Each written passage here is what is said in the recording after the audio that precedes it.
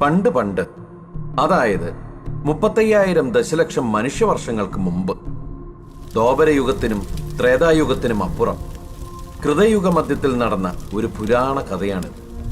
സൂര്യവംശത്തിലെ പ്രസിദ്ധനായ യവനാശ മഹാരാജാവ് 8 സ്ത്രീരത്നങ്ങളെ പാണിഗ്രഹണം ചെയ്തെങ്കിലും കുട്ടികളുണ്ടായില്ല.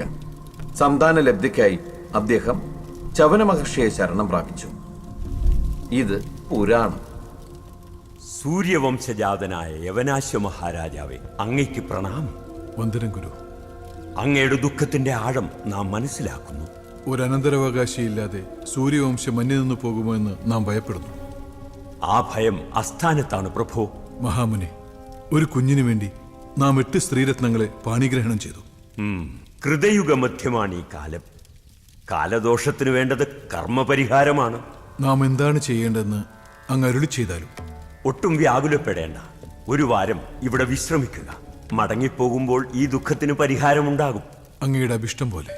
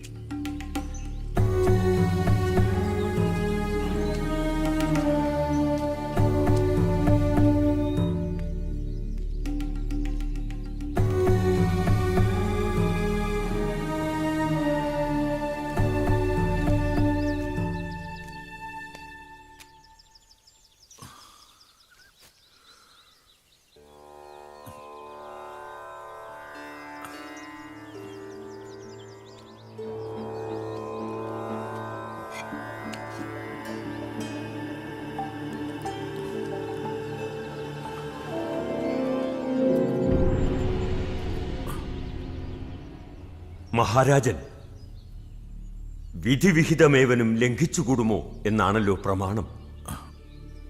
ദാഹം സഹിക്കാതെ വന്നപ്പോൾ നാം മന്ത്രബന്ധിതമായിരുന്നു ആ ജലം.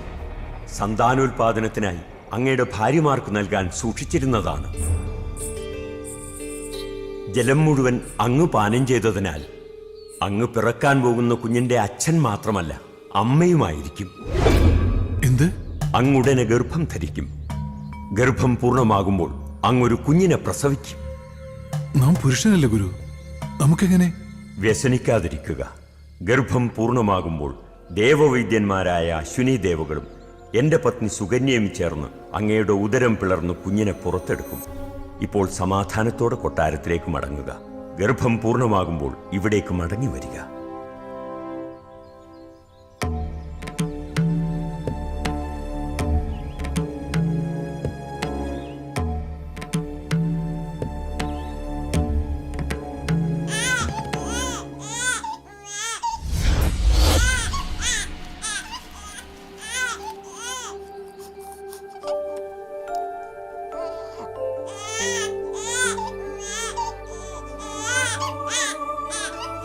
യവനാശ്വൻ, സ്തനങ്ങളില്ലാത്തതിനാൽ താങ്കൾക്ക് കുഞ്ഞിന് മുലപ്പാൽ നൽകാനാകില്ല.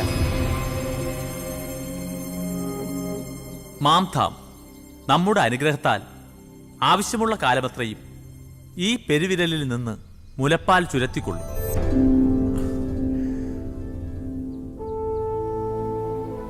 ഇവൻ സൂര്യവംശത്തിലെ വിഖ്യാതനായ രാജാവ് മാന്ധാതാവ് എന്നറിയപ്പെടും. ആയുഷ്മാൻ ഭവ. വിജയീ ഭവ.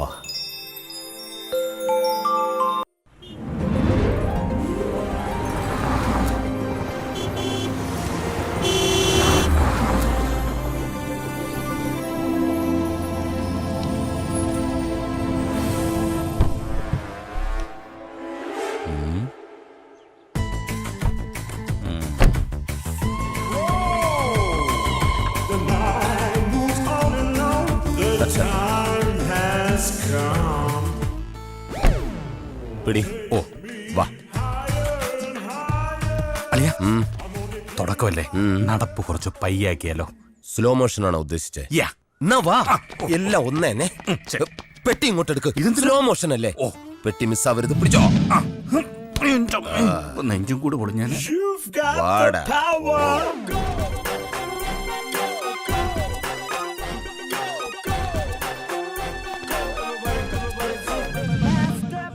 വട്ടിപ്പലിശക്കാരന്റെ വീടാണ്, കുറച്ച് മാന്യത കാണിക്കണം. അപ്പൊ ചവിട്ടി തുറക്കാല്ലേ? പിന്നെ ആ.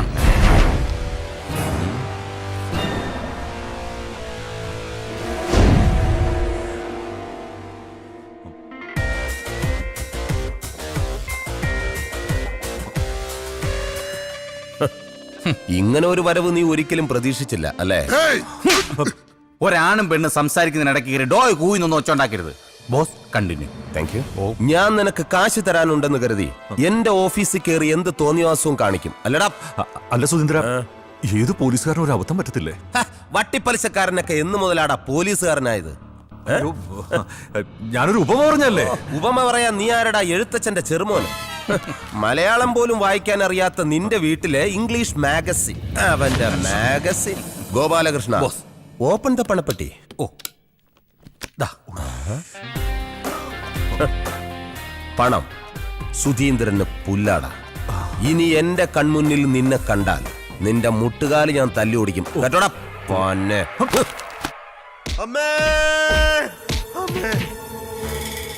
ഉറക്കത്തി നീ എന്തൊക്കെയാടാ ഈ കാണിച്ചു കൂട്ടുന്നേ? അതമ്മേ, ഞാൻ ചെറുതായിട്ടൊരു സ്വപ്നം കണ്ടതായിരുന്നു.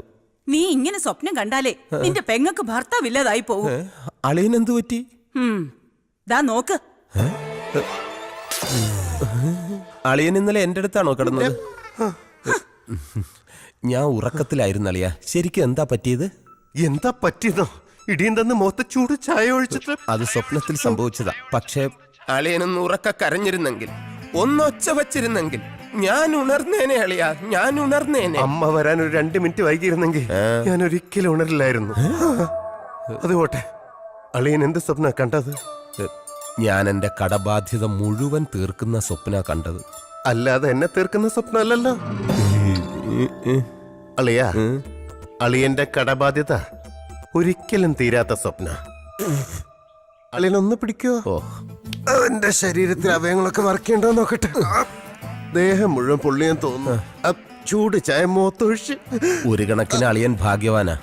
ഞാൻ ഇന്നലെ കണ്ട സ്വപ്നം എന്താണെന്നറിയോ? എന്താ അളിയ? അളിയന്റെ മുഖത്ത് ആസിഡ് ഒഴിച്ച് ഈ വീടിന് ഞാൻ തീയിടുന്നതായിട്ടാ.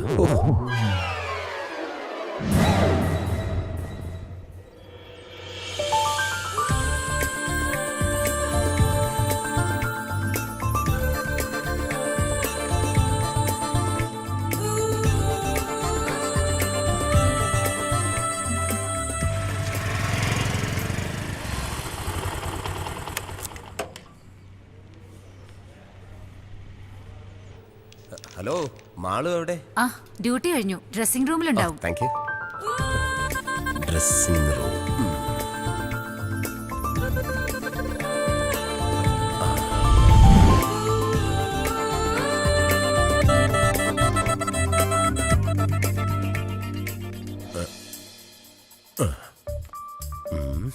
ദൈവമേ, ആരും വരല്ലേ.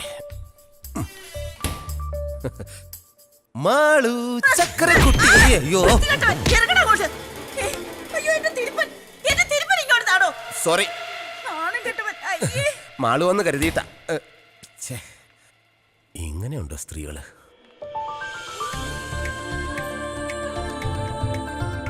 മാളു, നീ ഡ്രസ്സിംഗ് റൂമിലുണ്ടെന്ന് കരുതി ഞാൻ അതിനകത്ത് നിന്ന് കയറി.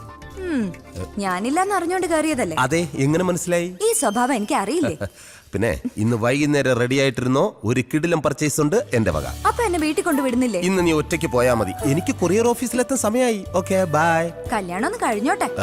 ഓക്കെ, കല്യാണം കഴിയട്ടെ. അപ്പൊ കല്യാണം കഴിഞ്ഞില്ലല്ലേ? ഇല്ല, അമ്മാവന്റെ മകളാ, കെട്ടാൻ പോകുന്നേ ഉള്ളൂ. മോനെ, ഒരു ഉപദേശം തരാം. എന്താ? ഈ വിവാഹം എന്ന് പറയുന്നത് ഒരു KSRTC ബസ് പോലെയാ. അതായത് പുറത്ത് നിൽക്കുന്നവർക്ക് അകത്തോട്ട് ഉന്തി തള്ളി കയറിയാ മതി. എന്നാ അകത്ത് നിൽക്കുന്നവർക്കോ എങ്ങനെയെങ്കിലും പൊത്തിയാടി പുറത്തേക്ക് വരണമെന്നാ. ദേ, എന്റെ ഒരു അനുഭവം വെച്ചാ ഞാൻ പറയുന്നത്. ശരി, പോടോ അസൂയക്കളവാ. ഭാഗ്യം, ഇന്നെങ്കിലും ബ്രേക്ക് കറക്റ്റ് കിട്ടി. അല്ലെങ്കിൽ എന്റെ കയ്യിൽ നിന്ന് നിനക്കിട്ട് കിട്ടിയ.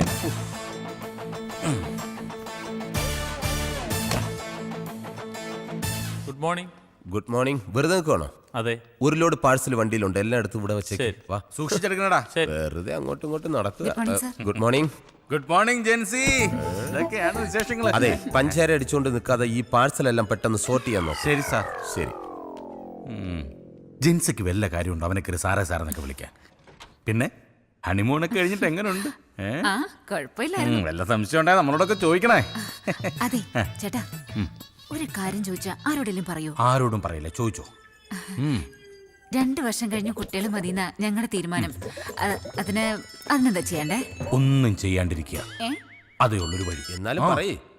എന്നൊന്നും പറഞ്ഞിട്ട് കാര്യമില്ല. എന്താ ഇത്ര അത്യാവശ്യം? പറ്റിക്കഴിഞ്ഞ നിന്റെ ചേട്ടനാ? എന്താ ഏട്ടാ? അയ്യോ, എപ്പോഴായിരുന്നു ബോധം വീണാ? എന്താടാ? കരയല്ല ചേട്ടാ ഇങ്ങനെ. ചേട്ടാ സമാധാനിക്ക്. ഇതൊക്കെ എല്ലാവരും ജീവിതത്തിൽ ഉണ്ടാവുന്നല്ലേ ചേട്ടാ. ഞാൻ വരാം, പിന്നെ വരാം. ചേട്ടൻ വെച്ചു കരയല്ലേ? എന്താ പ്രശ്നം? ചേട്ടന്റെ ഭാര്യ പ്രസവിച്ച് പെൺകുഞ്ഞാന്ന്. ഒരു പെൺകുഞ്ഞ് ജനിച്ചതിനാണോ നിനക്ക് നിന്റെ ചേട്ടനും ഇത്രയും ടെൻഷൻ? എടാ, പെൺകുഞ്ഞെന്ന് പറഞ്ഞാൽ വീടിന്റെ വിളക്കാണ്, അതറിയോ? ഇപ്പൊ തന്നെ 6 വിളക്കുണ്ട് വീട്ടില്. ഇതിനെല്ലാം കൂടെ എണ്ണ ഒഴിക്കാനുള്ള കാശ് നീ തരുവാടാ? കഴിഞ്ഞ മാസം ശമ്പളം ഇങ്ങനെ നീ സമാധാനപ്പെടും. പാചകം കഴിക്കാൻ വേണ്ടി എല്ലാത്തിനും നല്ല മിടുക്കാണ്. കൊച്ചേ, കവർ വല്ലതും ഉണ്ടെങ്കിൽ അന്നേ. വിളക്കാണ് പോലും. ഇതാർക്കേത്? ബാബാ കല്യാണി. ബാബാ കല്യാണി, ബാബാ കല്യാണി. സ്വാമി ശരണം. അതെ, ശ്രദ്ധയില്ല. ഇത് ജെന്റിൽമാനാ, ഇവൻ കൊണ്ട് കൊടുത്തോളൂ. ദാ പ്രിൻസേ, ഇതുകൊണ്ട് പോയി പുറത്ത് കളഞ്ഞേ. ഇതാരടി തെങ്ങന്തയൊക്കെ കൊറിയറിൽ അയച്ചത്? തേങ്ങയായിട്ട് അയച്ചതാന്നേ. മേൽവിലാസം കറക്റ്റ് അല്ലാത്തത് കൊണ്ട് ഇതിനകത്ത് കിടന്ന് മുളച്ചതാ. ഇനിയുണ്ട് ഒരു 10-16 എണ്ണം. ഇതെല്ലാം എടുത്ത് മാറ്റിയില്ലെങ്കിലേ കൊറിയർ ഓഫീസ് തെങ്ങും തോപ്പായിട്ട് മാറും. എടാ, ഇനിയെങ്കിലും നീ കറക്റ്റ് ആയിട്ട് അഡ്രസ് നോക്കി കസ്റ്റമർക്ക് സാധനം കൊടുക്കാൻ നോക്കേ. പോവല്ലേ ഞാൻ എപ്പോ നോക്കിയാലും പോവല്ലേ. പെമ്പിള്ളാറെ വല്ലതും ഉണ്ടെങ്കിൽ ഒരെണ്ണം എടുത്തിങ്ങ. എനിക്ക് മനസ്സിലായി. Ramani K P Charms beauty parlour. Ramani K P Charms beauty parlour. Charms beauty പാർലറിലെ Ramani K P. Come follow me. Follow me.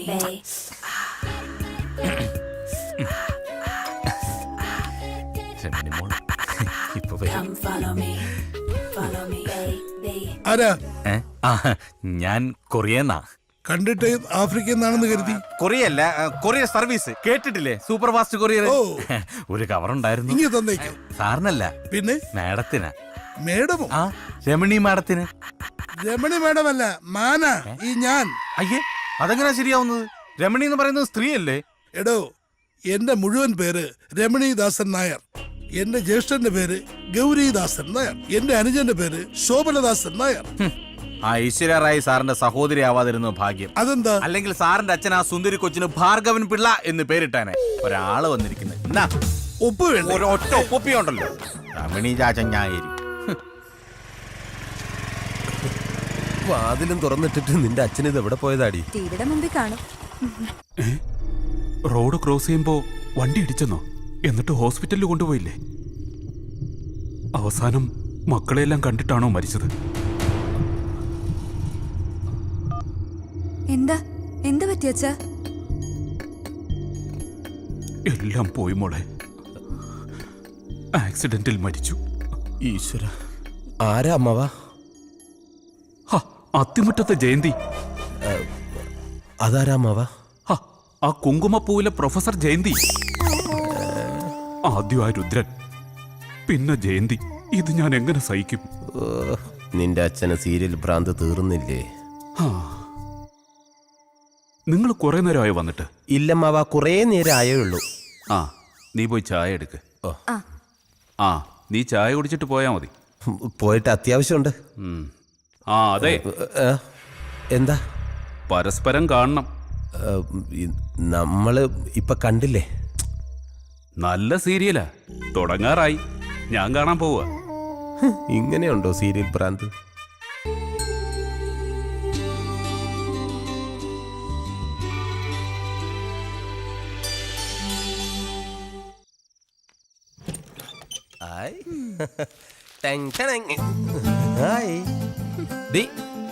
നിങ്ങൾക്ക് എല്ലാവർക്കും ഉള്ള ഡ്രസ് ഇത് പിടിച്ചേ. ഈ ഏട്ടന് ഇത്ര നേരത്തെ വന്നൂടെ? എടി, നേരത്തെ വന്നാ ഇത്രയും സാധനങ്ങൾ നിനക്ക് വാങ്ങാൻ പറ്റൂ? ഇവിടെ ആർക്കൊന്നും അറിയില്ലെന്നാ വിചാരം. അല്ല, മാളി ചേച്ചി എന്ത് പറഞ്ഞു? നിന്റെ നാവിന്റെ നീളം അല്പം കുറയ്ക്കാൻ പറഞ്ഞു. അവിടെ ചെന്ന് ഇത്രയും നേരം അടയിരിക്കാതെ നിനക്ക് ആ പെണ്ണിനെ ഇങ്ങ് വിളിച്ചോണ്ട് വന്നൂടെ? ആഗ്രഹമില്ലാഞ്ഞിട്ടല്ല. ആദ്യം ഇവളെ നല്ലൊരുത്തന്റെ കൂടെ പറഞ്ഞയക്കട്ടെ. നടന്നത് തന്നെ വിമലേച്ചിയുടെ കല്യാണം നടത്തിയ കടം ഇതുവരെ തീർന്നിട്ടില്ല. ഒക്കെ നടക്കൂടി. പിന്നെ ഇതെന്തിനാ പാതിരാത്രി ബാങ്ക് വിളിക്കുന്നത്? ഇത് വാങ്കുവിളിയല്ല, നിന്റെ പുന്നാര അളിയന്റെ നിലവിളിയാ. സദാസമയം പാർട്ടി പ്രവർത്തനമല്ലേ. ഏതോ സമരത്തിന് പോയി തല്ലും കൊണ്ടോണ്ട് വന്നിരിക്കുക. ആവി പിടിക്കുന്നതിന്റെ ബഹളം ആ കേക്കുന്നേ. നിങ്ങൾക്കൊന്നും ഉറക്കൂല്ലേ രാത്രി? പാതിരാത്രി ഇങ്ങനെ കുരവേട്ടുകൊണ്ടിരുന്നാൽ എങ്ങനെ അളിയാ വീട്ടിലുള്ളവർ ഉറങ്ങുന്നേ? അളിയനിത് എന്ത് പറ്റിയതാ? ആണവ കരാറിനെതിരെ നമ്മുടെ പാർട്ടിക്ക് വേണ്ടി ഒരു കലക്ടറേറ്റ് വളയലുണ്ടായിരുന്നു. എന്നിട്ട് അളിയനാണല്ലോ വളഞ്ഞിരിക്കുന്നത് പാർട്ടി ചിഹ്നം പോലെ. ഇപ്പോഴാടി നിന്റെ ഭർത്താവിന്റെ പേരിനൊരർത്ഥം വെച്ചത്. എന്ത്? TK പ്രഭാകരൻ, തല്ലുകൊള്ളി പ്രഭാകരൻ. ശവത്തി കുത്താതെ അളിയ. അല്ല, ഇനി അടുത്ത സമയത്തെങ്ങാനും സെക്രട്ടേറിയറ്റ് വളയാൻ പോകുന്നുണ്ടോ? ഉണ്ട്. ഡേറ്റ് ഫിക്സ് ചെയ്തിട്ടില്ല. ഫിക്സ് ചെയ്തിട്ട് നേരത്തെ അറിയിക്കണം. എന്തിനാ? ഒരു വളഞ്ഞ ശവപ്പെട്ടി മേടിച്ചു വെക്കാനാ. അളിയ, എന്റെ പൊന്നളിയ, അളിയൻ ഇങ്ങനെ വളഞ്ഞ് എന്റെ പെങ്ങളെ വിധവയാക്കരുത്. പാർട്ടി പ്രവർത്തനം വെറുതെ തല്ലുള്ള. എടേ നമുക്കേ പോയി കിടന്ന് ഉറങ്ങാൻ നോക്കും മനുഷ്യ. നാട്ടുകാരുടെ തല്ലും കൊണ്ട് വന്നിരിക്കുന്നു. ഇനി ഉറക്കം മാത്രം നടക്കൂ. നാളെ തല്ലുകൊള്ളാൻ നോക്കണം. എന്ത് പറ്റിയളിയാ? ഒന്നുമില്ല അളിയ.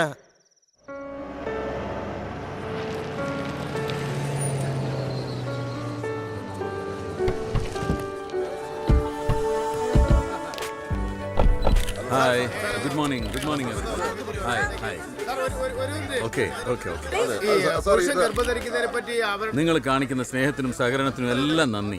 ഇപ്പൊ ഒന്നും പറയാൻ നിർവാഹമില്ല. സമയം വരുമ്പോൾ ഞാൻ തന്നെ നിങ്ങളെ വിളിച്ചെല്ലാം പറയാം കേട്ടോ.